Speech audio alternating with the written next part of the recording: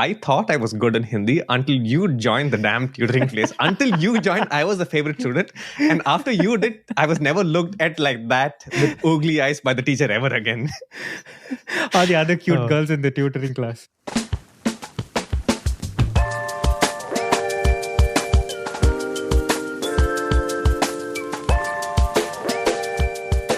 There's something funny that happened yesterday. I'm just wondering if I should tell you that or just save that for later. Just blurt it out. All the funny stuff up first. So my neighbor, right? My next door neighbor, and that guy just says some of the darnest things. So my kid is 2.5 years old now, and he has a 4-year-old kid. Okay, and about 6 months ago, he came by our place to drop off some toys because his kid had grown out of it. And then we got chatting, and then he asks us, hey, this was 6 months ago. So my kid was 2 years, right? So he asks us, hey, is your son still nursing?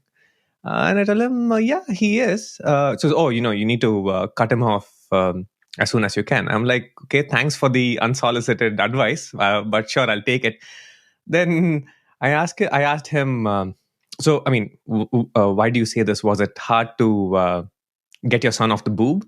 And then he's like, oh, no. It was really easy. My wife cut him off in a single day. And I'm like, man, how the hell did she manage this, right? So I asked him, what happened? How did you guys do this?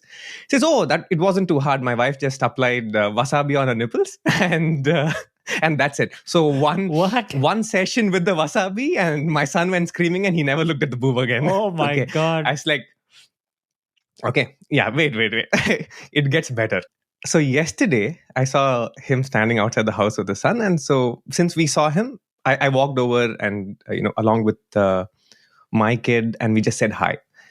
And then, we just got talking again. And then one of the things that is worrying me quite a bit is we live on a main road. So the street right outside our house is a 45 mile per hour street, and people drive really fast. And every time I open up my garage door or when I open up my front door, my kid just goes running outside, and I'm scared he's going to run out on the street, right? So I asked him, hey, did you have this problem? He's been living in the neighborhood for a long time. So I asked him, did your kid have this, do this when he was like 2.5? So this time it's solicited advice. Yeah, exactly. This time it is solicited. So anything he gives me, I'm asking for it, right? The last time I didn't ask for it, but this time I'm like, anyway. So you're asking me, I'm really worried about my son running out onto the street. Did your kid do this? And he's like, oh, no, my kid never did this. I was like, how? What did you do? He says, when he was 2 years old, I showed him a whole bunch of YouTube videos of people getting hit by cars and bus on the road. Oh my God. And then I told him that, if he goes on the road, he's going to get hit by a bus. And that'll be the last time he sees his mama and papa. And he never. Oh my God. I'm like, this is torture. I'm like, wow, absolutely peachy. I'm glad he didn't use wasabi on this lesson. Right, I know. I don't know, but I don't know which one is worse, honestly. So I have a question for you. I was listening to the audiobook version of Surely You're Joking, Mr. Feynman. Is it fair to say that was one of our most favorite book when you were growing up? Yeah. It was quite inspirational, and all the stories and the stuff he does.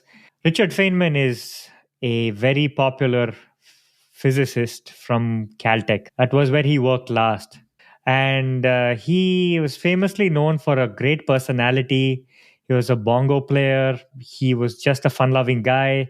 So he breaks the stereotype that the scientists have to be really nerdy and really intense guys. Yeah.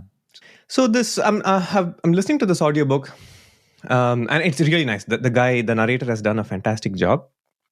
I'm really enjoying it. There's one of the stories in that book is it was post-war. Once the war was done, once the Manhattan Project and his stint at Los Alamos was complete, he went back to Cornell to teach. And he was saying that, he was very jaded with physics. He was jaded with life. He was just bored. He hadn't applied his mind the same way as he did to solve problems before the whole Manhattan Project, right? So he was just disenchanted, I guess, with all of this academics and all of that. And and one day he was sitting in the Cornell cafeteria, and a couple of the students were just tossing around these paper plates which have a Cornell logo on it, right? Now, something about that situation, that scene of the paper plates flying in the air and wobbling in a certain way, and the Cornell logo on the plate wobbling in some other way, all of that triggered something in his mind. And he started just to play around. He decided that, he's just going to play around with physics to, find love in it again. And he solved the equations to describe the motion of the wobbling plates that these students are throwing around. That is what led to him coming up with the whole quantum electrodynamics QED, and which ended up winning him the Nobel Prize. Setting the theme for our chat today, what part did luck play in this whole story? One of the things that Feynman does across many of his stories is he does attribute, he's very modest and attributes a lot of things to luck. He just says, I was just at the right place at the right time, and that's how it happens. Is Feynman attributing too much of this success, and especially if you take this specific paper plates situation, is he attributing too much of it to luck? Or, what's going on here? What role is luck really playing? Or how much importance should we give luck in this situation? Feynman was primarily disillusioned with physics, and he was bored because he really didn't find problems to work on. And so one of the things that opened up his mind to the world around him was kind of when he stopped thinking about physics, he stepped away from it and said, I'm going to do physics for fun. It's not a job anymore. And so what his mind did, I think at that time, was kind of step back from the problem. And instead of thinking of physics the entire time, he was noticing the wobbling logo on the paper plate at the cafeteria. So his very fact that he intentionally stepped away from a problem already set him up to observe something else. Now, how important is it that he actually observed that logo? He could have been looking somewhere else. He could have been looking at the paper plate and not even thinking two hoots about what's going on. Maybe he was even upset at the people in the cafeteria who were having fun. But something in his mind wants to observe, right? So definitely there is an element of luck in the sense that he was there at the moment that this particular phenomenon happened. But he is receptive to something. His mind is looking for something. His mind always asks the question, why? Because if you and I saw that paper plate spinning around, what would we have done? We would have probably not even noticed it. And this is what brings me to sometimes observe my own kids, right? Or kids in general. And they remember things. They notice things. They know what color the kite in the park was. They know what color shirt their friends were wearing. They observe. Somehow, as we become adults, we stop observing. And that is a problem in of itself, right? So even when luck shows up and stares at us in our faces, yeah, we don't recognize it. We don't do anything with it, right? So that is definitely a story of luck and being receptive to it. This reminds me of my own story, actually. Go for it. When I was in grad school, I was working on this paper that describes the noise in micro electromechanical switches, because those are actually just thin metal membranes that just float around and they vibrate, and that causes like noise in the switch. So I was trying to write equations to find out what is the noise that these switches create when they are used in making a tunable filter. So that was my problem. So I worked out all the equations and everything. And for the longest time, I was like, compared to the computer simulations, my numbers are always a fixed value off. Why is it a fixed value off? Everything is a fixed value off. That means I'm not entirely wrong. I'm just missing some element of it. Why is it? So anyway, I don't know. I thought about it for many weeks and I gave up on it. And then I took this easy course just because the professor was, giving this course on electrical noise in circuits. And I took that class only because it was easy and I had already a lot of work. I just wanted to get a good grade and not work hard. So I took that class and I was just sitting there and he was explaining about, peak voltages, noise voltages and root mean square noise voltages. And at that moment, I'm like, have I been calculating peak voltages all this time? Maybe I should calculate root mean square voltages all the time. And I'm like, wait, what's the difference between? Oh, wait, the difference between these two is exactly the number I've been missing the whole time. So the moment I went back and changed that calculation, everything lined up. Every single thing, every case lined up. So it's kind of an example. Nothing, of course, nobody gave me a Nobel Prize for this stuff. My paper is even hardly cited by anybody. It's probably a very relevant topic to even write calculations on. But yeah, it's my little slice of Richard Feynman, I guess. I guess so. What you're saying is that sure, luck does play a part in success, but it's not just as binary as that, or it's not as black and white as that. You need to essentially be prepared to receive that luck in some ways, and whatever it is you do needs to prepare you for that. So it's not just plain luck. So you were working on a problem and sort of identified this lucky situation. And if you were not working on it, or if you were not far along on that, or hadn't put in the hard work to form all those equations, you wouldn't have had this realization. Right. You have to go down the path significant ways and then step back away from it. And then that can help refresh your perspective on things. And this is so there was this other book which I was reading a few months ago. It's called Bounce. Okay, it's by this author called Matthew Syed, who used to be a top-ranked table tennis player in the UK. Okay, and what he says in this book is, this is one of the underlying themes of the book, which is you can't attribute success to luck. And he's very hard-lined about it. He's like, look, luck is not the reason for success. The only formula that you can follow to be successful at something is purposeful practice.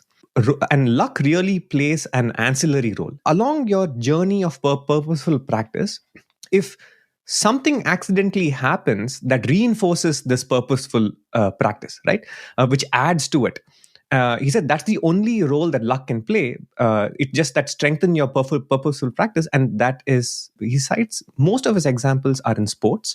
So he sort of went down this path of table tennis. He was quite good at it, and he practiced many hours a day, right? And at some point, he was lucky to meet this one coach who sort of joined a school or whatever it's. I'm sort of forgetting the story, but it's sort of approximately right.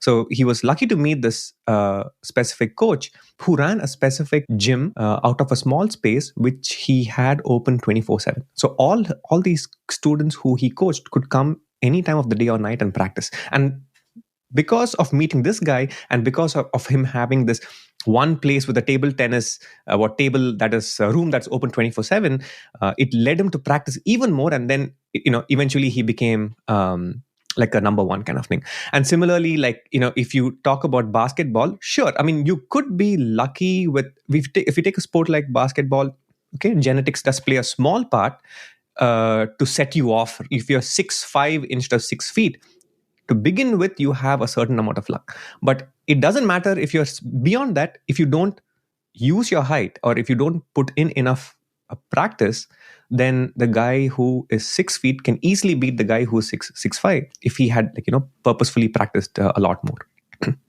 So basically, luck mostly plays an ancillary role, is what this guy says.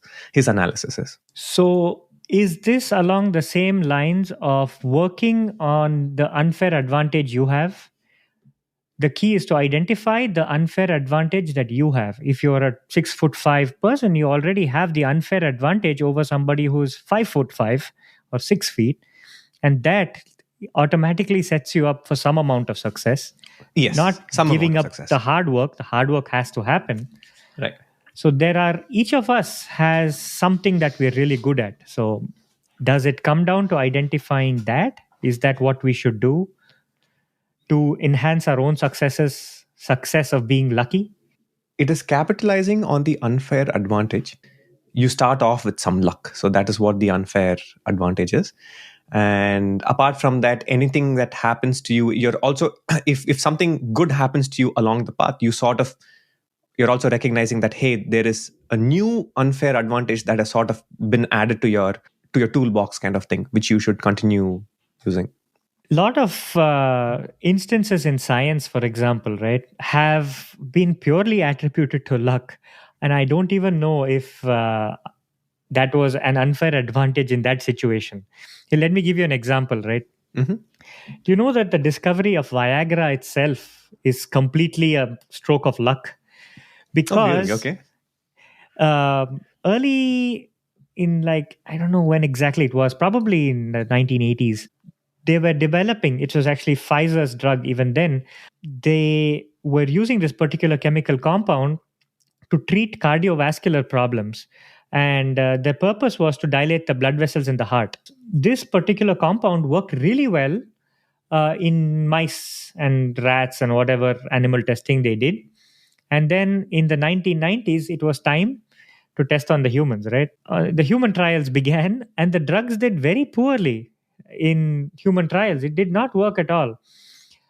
The heart did not, change because of this Yeah, it drug at didn't all. reduce the whatever the risk of heart attack and things like that. Yeah, it was supposed to dilate the blood vessels in the heart. It totally did not do that.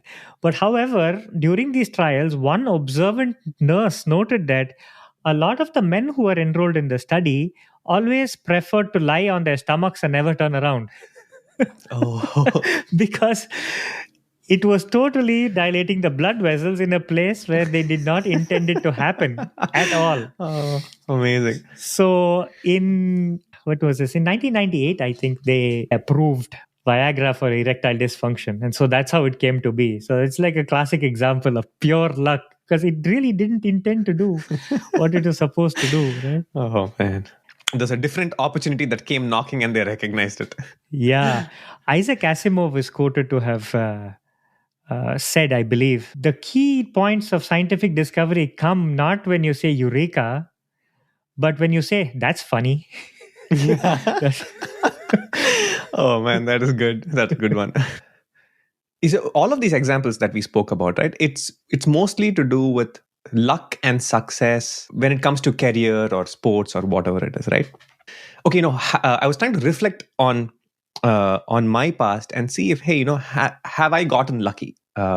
Just sitting down, thinking about stuff and being honest, to identify, all the big things that happened in my life and what part did luck play in it. When I thought about luck, the main thing that came to my mind is I kind of felt I really got lucky with meeting the right people at certain intervals of my life. So let me be specific. Towards the end of fourth grade, there was this other classmate, right? And I was walking with my dad in our neighborhood, and this kid who was this other classmate, he recognized me and said, "Hey, you're this Subu kid, right? You're my class. I'm your classmate." And I was a shy guy, so I would never, even if I had seen him, I wouldn't have gone and said hi. So he and his dad were, I remember they were washing the car. So he told, "Oh yeah, you're my classmate. I mean, we have never spoken before. It's my birthday tomorrow, and I'm throwing a party at home. Why don't you come over?" My dad was like, "Yeah, sure. You know what? I'll bring him over. Don't worry. He's a shy kid, but I'll bring him over."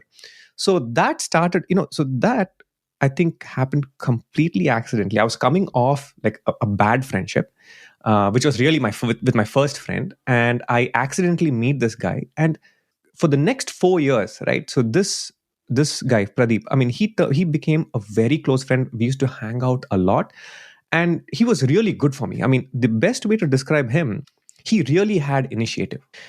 He was a very excited kid, and because of he was the captain of our local cricket team. Because of him, I made other. He was the sort of guy who would just show up every week and say, "Hey, I met this new guy. Let's go hang out at his house." Oh, nice. Just what you needed at the time. Exactly, right? So that's what I needed. And so because of him, I ended up making a whole bunch of friends, started playing games. He was really big into in generally computer games. He had this console where he played Street Fighter a lot. He exposed me to that. And then, every other weekend, like I said, right, he would meet this guy, say, hey, I met this new friend here, and he has this really kick-ass music system, which has a 5 CD changer. Let's go check it out. Wow, 5 CDs. 5 CD changer, right? So it's sort of dating ourselves there. Hanging out with him meant I also hung out a lot with his family, and he was brought up in with very good habits kind of thing. You greet people when you meet them. You're wearing a clean shirt and a clean pant when you go out. They had a family friend called Uncle Bob, who used to come every now and then from Canada, who used to bring this 1.4 MB discs with games in it. And from there, so we went from Street Fighter. We used to play. He had this 486 machine, right? And we used to play a ton of Commander Keen and Dangerous Dave and things like that. Yeah. And I think through him, right? I mean, because of him, I essentially started playing cricket. And he had this habit of celebrating everything. I mean, I'm sure we were all kids. I'm sure he didn't really notice he was doing this. That was just his personality. You mean celebrating what? Celebrating sense. So when we would play cricket, right? And say if I took a good wicket or you made a good catch, he would come and say, oh my God, Subu, that is the best. Man, you really kick ass at bowling. So, I wouldn't have otherwise believed that I'm a good bowler if not for this positive sort of reinforcement. And then I kind of think, oh yeah, you know what? I think I am good at it. And all of this sort of triggered this belief that, oh, I can be good at something. From 4th grade until 8th grade, we hung out a lot. And through that, a lot of his good habits rubbed off on me. And I think I developed my own identity through those 4 years. And his influence, thinking back, I think his influence is pretty clear because at 8th grade he moved out of the school we studied at, and he went out of town. We went to a different city, and I don't remember anything that happened in 9th grade. Wow. Right? It was it was very uneventful. I don't remember anything that happened. And then after 8th grade, the next thing I really remember is when we started hanging out in 10th grade. Yeah. Right. So there was clearly a gap of a year, right? So where this good friend moved away. And then after that, I ended up meeting you. And that was also under sort of strange circumstances. From 10th grade onwards, all the way through undergrad, we used to hang out a lot. I spent a lot of time with your family, your mom, dad, and grandparents. And since your family was so musically oriented, a guy like me who never listened to any music developed an interest in drums. And being a drummer has since college become like a big part of my personality. Even today at work, people sort of know, oh yeah, so Subu, he's the drummer kind of a thing. So these friends I met at opportune times in my childhood and young adult days sort of shaped my identity to a large extent. So I think that's where luck sort of ended up playing a big role in my life. Yeah, it's a nice story. I remember similarly, when we were studying to go into those very famous Indian Institute of Technology, IITs, to do our undergraduate education and all that, I was pretty certain actually that I would get in and I would go to one of these premier institutes. My grade still then was supportive of that hypothesis anyway. But turns out when the moment came, the exact subject I flunked out on was physics, which is strange because almost for the rest of my life after that, in grad school and even at work, I do some form of physics now anyway. So physics has become my life. But funnily, I failed out exactly what I was going to do in the future for the rest of my life. So I was pretty upset about that whole thing at the time. I remember clearly I was really distraught for a couple of years even, because it just went against like so many things that I believed I would be doing, right? Now in hindsight, if you look at it, if I were going to go to a different university, especially one of these, I would have to move out of town.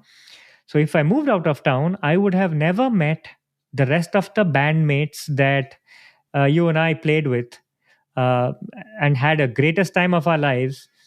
The best, till we were like probably the best years of our lives, right? Best years of our lives. Yeah, the undergrad, Bachelor of Engineering, undergrad days. Yeah, till we were what, 22, something like that, right? 18 to 22. Because the other musicians came from the university you went to and the university I went to, or rather the colleges we went to. The colleges, yeah.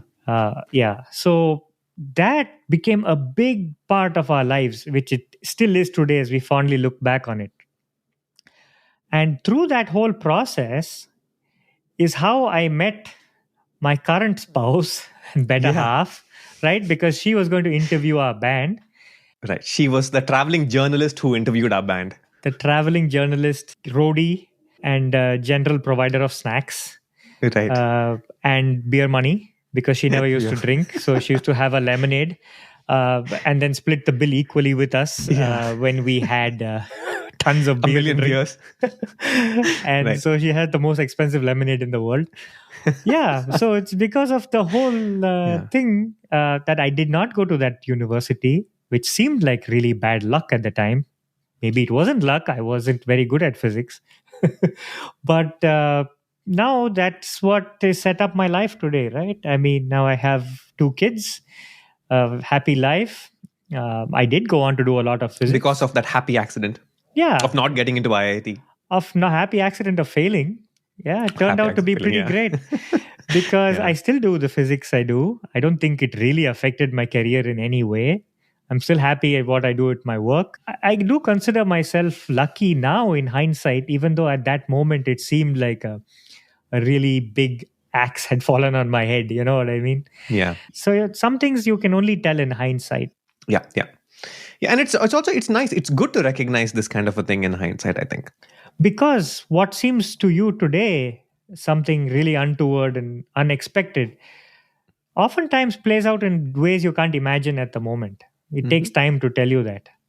Yeah, and it's like I remember my mom. Every time I send her a video of my band playing or something like, or a piece of music that we composed, she would always ask. She'll always ask me. No one in our family, like even ancestors, nobody really had any musical inclination. And how the hell did you get so deep into music? It was very clear because once we started hanging out, and I used to hang out a lot at your place, all that was there in your house was music. Your dad in his 50s started learning violin, practically Pink Floyd playing on the music system all day long. Yeah, I've been listening to Pink Floyd since I was 3 months old. 3 months. Oh, there you go. And then you and your dad would play dual guitars on Wish You Were Here, and you're singing with harmonies, and all this was going on one side of the house, and on the say the second floor of the house, and on the first floor of the house, your grandmom is singing beautifully some Carnatic song, and then your house is always filled with a ton of music. And I mean, it's obvious like how all of this soaked into me, and I picked up an instrument, and it became such an important part. So that was purely because I met you and your family, and we went to the same school forever, right? But since we were always in different classrooms, we were only acquaintances. Like we never really became good friends until 10th grade. And what happened was, in 10th grade, we went to the same after school coaching class for the Hindi language, right? And the thing is that I was bad in Hindi, but you were pretty darn good.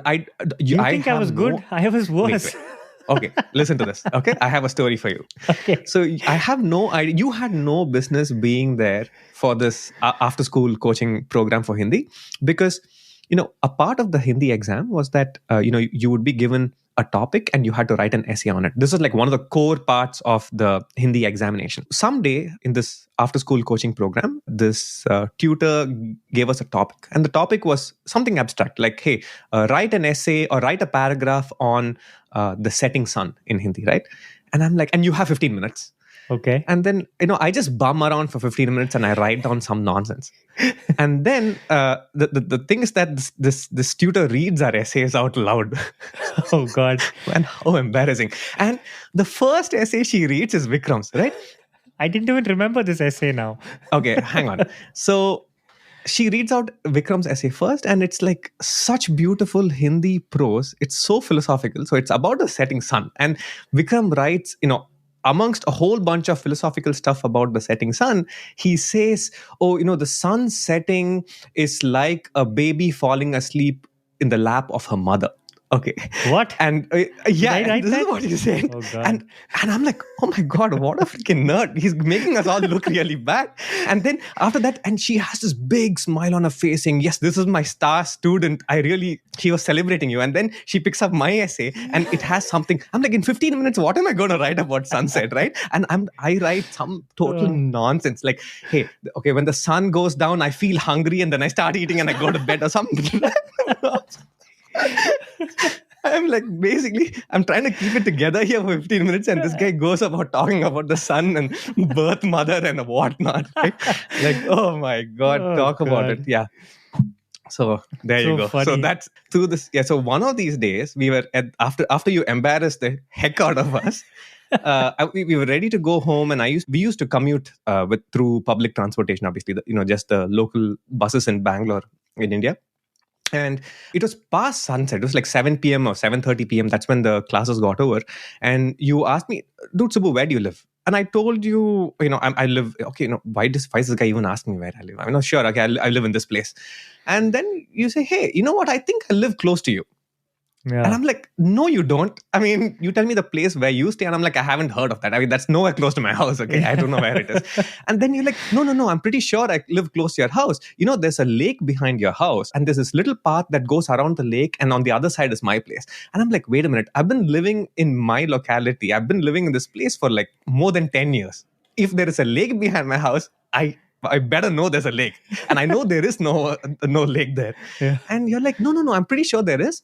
You know what? To prove it to you, I'm going to come with you home, and then I'll show you there's a lake.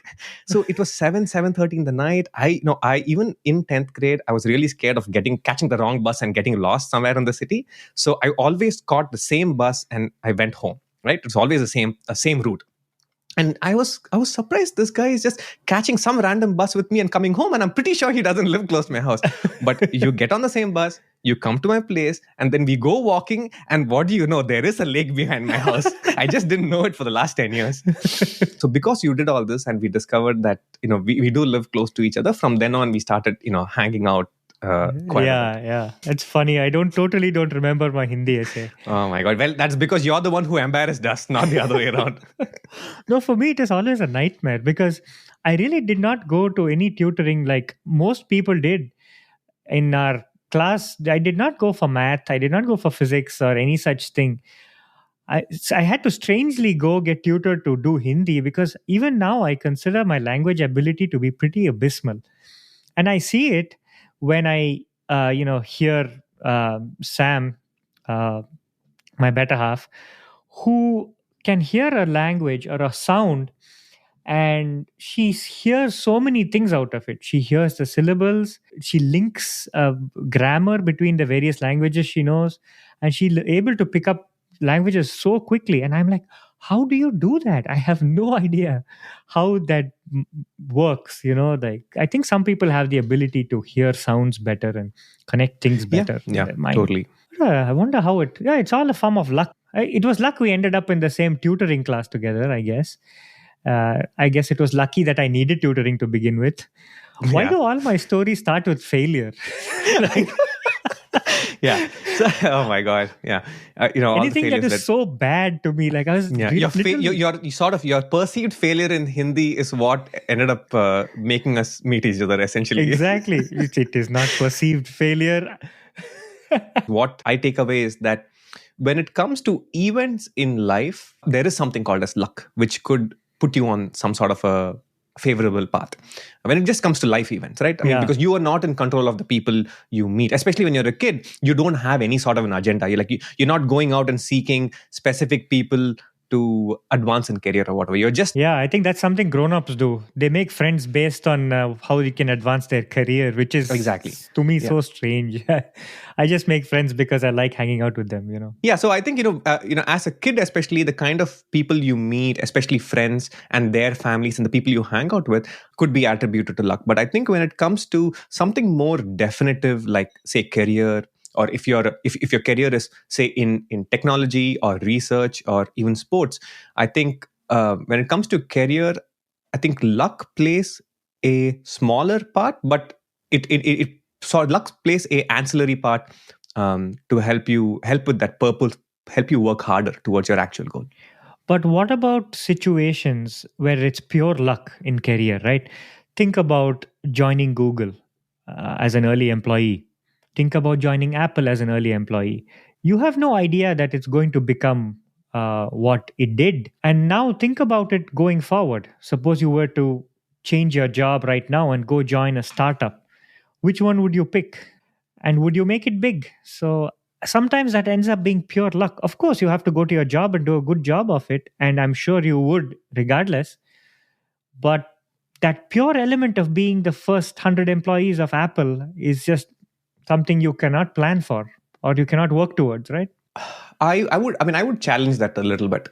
The reason I kind of feel like we are giving luck too much weight there, even in that case, is, as you go through your education, you do your undergrad, you do your graduate studies, you're preparing well for these examinations with the expectation that if you do well, it will prepare you for a good outcome. Now, and what that outcome is, you don't know. You're just preparing to give you the best chance for a good outcome. Now, the scale of how good that outcome is, like, if it is on a scale of 100, if it's 10, like say if you join a company like Cisco, which is pretty good, but you don't really make a ton of money, or versus if you join Google, that there's a small element of luck there. So what I'm essentially saying is that all the work you do is in preparation of a favorable outcome. How favorable or non-favorable that outcome is, there is a relationship to how hard you put in. Or if you didn't put in the hard work, then you wouldn't have gotten into Google anyway. So what you're saying is, like, let's look at early Google days, right? Let's say that we have a class of 20 people, of which 5 are really good. So these 5 go into the workforce, and one of them picks Apple, one of them picks Google, and the other 3 pick a company that which I can't even name right now. Let's just say it's not as successful companies, right? But these 5 started in an even footing, let's say. But 2 happened to pick the successful companies and 3 did not. So is that where the element of luck comes in? Because they all got good jobs, which seems so at the time. Yeah. I think there's definitely an element of luck there. If you just take the specific example of Google, like getting into Google, right? So I remember back in 2006, when even I was applying to all of these companies, which is still a good time to join Google, I thought. Yeah, maybe. It is, right? So this was straight out of college, right? It was the hardest thing to do. Getting into Google and passing the interviews was one of the hardest things to do. And typically, at least in my case, I think a good 4-5 of us, I didn't get any call for interview, but at least 4-5 of my friends were interviewed, and they said, "Man, it was a grueling interview." Didn't they have like 10 rounds of interview? Many, but there's like a ton of them, right? And then none of them got through, by the way. None of them actually made it through any of them. When these guys came back and I asked them what kind of questions, sure, there were all these weird puzzles and things like that, but even the technical questions were very hard. So you had to be adequately prepared in order to get through it. So if you were a good student but not adequately prepared, right, you may not have made it, and you would have gotten into one of the not so great companies. So the element of luck, I think, comes in when you get interviewed in a company. The personality of the interviewer also matters quite a bit. I have seen situations where 2 of us are interviewed by the same company, but my interviewer was much more friendly than the other person's, and I actually happened to get in, even though I know my friend is equally as good. Oh, okay. So there are some things which are not 100% in your control.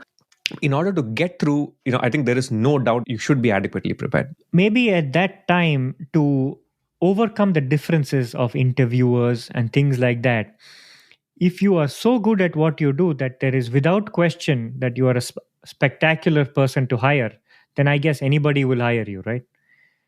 So if you're on the borderline, you may fall in, fall out, but there are people who are so far above the median that it does not matter whether they get a good interviewer or a not good interviewer.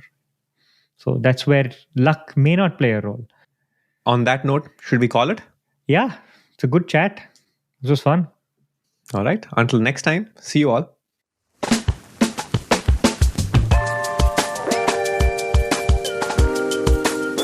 Thanks for listening. You can find transcripts and show notes at www.halflife.show. We'd love for you to leave us a review on your favorite podcast app and also write to us on Twitter @HalfLifeShow.